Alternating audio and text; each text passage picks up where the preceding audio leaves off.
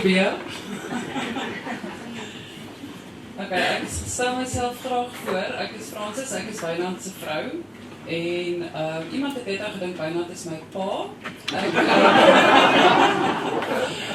Dit is hoekom ek net ja. So, toe dink ek dit sal gepas wees om te sê ons verskil 22 jaar in ouderdom.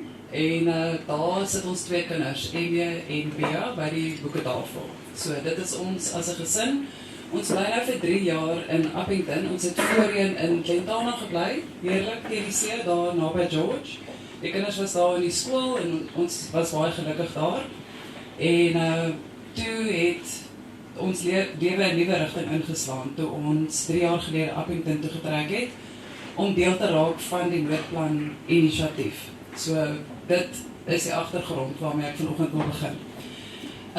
Nou sien ek het my eie nota geskep. Ek wou nou dankie gesê vir Pieter vir die moeite met die funksie en Colleen, jy en jou span, weet jy waar is sy nou nie? Vir al julle moeite met die funksie, hier sit jy voor my. Die lig skyn daar agterin, so ek kan nie mooi sien nie voor my nie. Dankie vir julle moeite en die fyn detail met die funksie en alles. Okay, my agtergrond is, ek het in Pretoria groot geword. Ek het na skool binneshuise ontwerp studeer. En toe ek en Wynand mekaar ontmoet, toe ons getroud en toe ons in die boubedryf daar in Pretoria. Ek lekker naby aan my ouers gebly, aan my sissies, en die lewe was goed vir ons. Die boubedryf was regtig goed vir ons. En ek kon deur middel van die uitleg van die tuine, van die huise, en 'n bietjie insaal-lewer binne in die huis en so aan my kreatiewe kant uitleef. En skielik oornag, toe tref die resessie die wêreld in 2009. Toe het banke in Suid-Afrika baie strenger te werk gegaan met huislenings, want toe die kredietwet verander. Julle sal dit onthou. Mense kon vol lenings skryf vir hulle om 'n huis te bou, toe word dit, jy kry net 30% lening en die huiseienaars met die res van die geld self voorskiet. So toe kom die boubedryf tot 'n stilstand oornag. En Wynand sê vir my ons moet nou heeltemal iets anders kyk.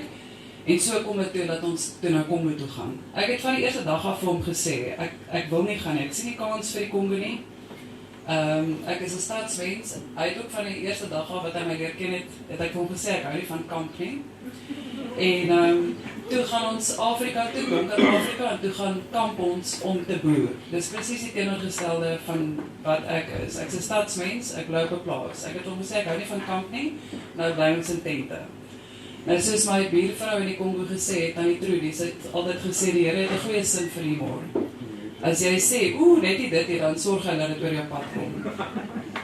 En toe is dit nou die resessie. Ons het alles verloor, nie net die besigheid nie. Ons moes uit die huurhuis uittrek, ons het ons voertuie verloor.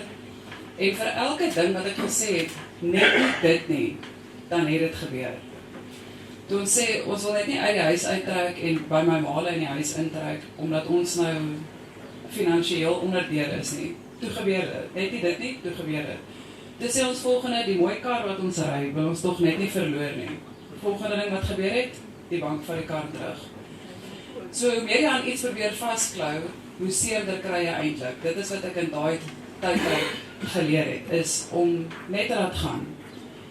So, toe is ons lewens in 'n heeltemal nuwe rigting en ons moes ons denkwyse ook volgens dit aanpas.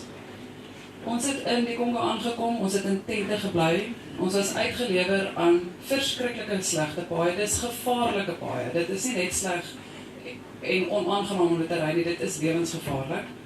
Daar is malaria en slange en vleermuise en paras in oorvloed, dit is soos 'n plaag, regtig, dit is erger as wat jy kan indink. Bea was 2, sy het nog doek gedra en Emie was 4. Toe het ek met hom aan die hand geloop en met Bea op die heup en doeke gewissel daar in die tent. En ek was verskriklik bang vir slange met die kindertjies wat so klein is. Dan loop en kyk ek heeltyd so op die grond. En een aand was dit al donker en die tolk wat ons op die plaas gehad het, 'n Kongolees, sy naam was Frans, hy het goed Engels gepraat. Ek gaan haal hom daar waar hy is en ek bring hom hier na die tent toe en ek sê vir hom, kyk hierso, wat lê hier? Want ek sien dit's mis wat daar lê. Nou dink ek, is dit 'n slangmis of wat se mis is dit? En ek roep vir Frans en ek sê vir hom, kyk hierso, wat is dit? is dit van 'n slang of van 'n parra? En hy kyk so en hy skud sy kop, hy sê, really, I cannot tell if it's snake shit or frog shit. Toe besef ek kan nie so vir elke dingetjie stop en my asem ophou en die hele tyd in vrees leef nie. Ek moet maar net go with the flow. Nou die kinders was die heeltyd vuil, soos wat klein kindertjies maar is, toegegee. Maar daar is alles extra vuil die hele tyd as gevolg van die humiditeit. So die modder klou aan alles. Aan jou gesig, aan jou hare, onder jou naels. Dis onvermydelik. So die kinders is 10 keer meer vuil as wat hulle sou wees in Suid-Afrika.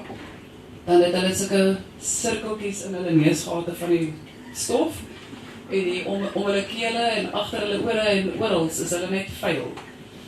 Nou weens 'n gebrek aan fasiliteit daar het ons hulle in 'n plastiek kom gebad wat op die rou grond, daar's nie eers 'n sementblad nie, dis die rou grond. Die bad gesit en dan het byna water warm gemaak met 'n gasgeyser en in die badjie gegooi en dan het ons hulle nou so gebad. En terwyl die water spat die wêreld vol, dan kom die parras ook aangehaal. Agter die water aan. So nou dat ek daaraan dink, lag ek self daaroor, maar daai tyd wou ek in trane uitbars. Eintlik was elke dag in trane. Dan staan die twee in die baadjie en dan het ek letterlik vir hulle gesê, kyk op vir die maan, dan kan ek hulle kele was. Sê kyk af vir die parras. Dan kan ek agter die nekkie skoonmaak. So dit is hoe dit gegaan het. Dit was regtig 'n enorme uitdaging. Maar alles begin mos by jouself. Jy het 'n keuse in hoe jy iets aanpak. Gaan jy rem en weerstand bied of gaan jy maar go with the flow? Nou ek kan uit my ervaring uit sê hoe meer jy rem en weerstand bied, hoe erger maak jy dit vir jouself. En ek glo elkeen wat hier is vandag sal wat ek vir julle vertel van die Kongo ervaring kan deurtrek na dit wat ons nou wil hanteer en dit is om 'n suksesvolle groeperingspoging te doen, sou die ergste in Suid-Afrika gebeur. So dis hoekom ek vir julle nou vertel oor die Kongo, want daar is vir my baie raakpunte. Die onsekerheid is vir my baie ooreenstemmend. Soos ek nou reeds gesê het 'n paar keer, ek wou nie Kongo toe gegaan het nie, en so ook wou ek nie van Lenta na Appington toe trek nie, om deel te raak van hierdie noodplan inisiatief nie, want dis mos nou lekker in Appington, in Lentana, die lewe is mos nou lekker teen die see, die kinders is gelukkig in die skool, hoekom sal ek myself nou wil verontrief om met hierdie onttrekkingsplan betrokke te raak? So dit is mos nou logies om die maklike lewe te wil kies. Maar soos wat die Kongo onafwendbaar was, en die probleme van Suid-Afrika ook onafwendbaar is, moet ek maar aanvaar dat daar iets aangedoen moet word. So op die plaas het ek gevroeg en gehuil en ek was vir byna baie kwaad. Ek het regtig van die eerste dag vir hom gesê ek wil nie daar wees nie. Ek wil nie gaan nie en toe ons daar is elke dag vir hom gesê ek wil nie hier wees nie, ek wil nie hier wees nie. Tot op 'n dag toe ek nou klaar weer my hart uitgehuil het, toe stap ek 'n end van die huis af na die treinspoor toe daar by die huis. En wanneer jy by die treinspoor gaan staan en jy kyk terug, dan kyk jy so op die opstal. En asof uit die blou lug uit, kry ek die gedagte wat sê, jy het 'n keuse. Hier is jou twee opsies. Of jy werk teen Wynand en beklei met hom die hele tyd, of jy werk saam met hom. Dit is jou opsies. Kies. En toe besef ek wil nie meer langer met hom beklei nie. Obviously is dit nie sy bedoeling gewees dat dit vir ons so ongerieflik en sleg moet wees nie. Maar as ons dit as 'n span saam aanpak en te bowe probeer kom, dan gaan dit waarskynlik beter werk as om dit te probeer teenstaan. En van daar af het die Kongo ervaring vir my begin verander. Ek het 'n joernaal gehou, maak nie saak hoe kwaad of frustreerd of hoe in opstand ek was nie. Ek het 'n joernaal gehou, partyplekke in die boek kan jy sien hoe hard ek met die pen gedruk het teen die papier om te skryf, uit frustrasie. En ander keer was my handskrif normaal, maar toe ek nou agterna my boek skryf en ek kyk deur daai joernaal, toe was dit eintlik sulke goeie herinneringe. En ek sê weer, dit was nie vir my lekker nie, maar dit is my nalatenskap. Ek kan dit beskou as my nalatenskap en ek is trots daarop, al was dit nie lekker nie. So selfs al wou ek dit nie doen nie, by choice nie, was ek wel in staat om dit te doen.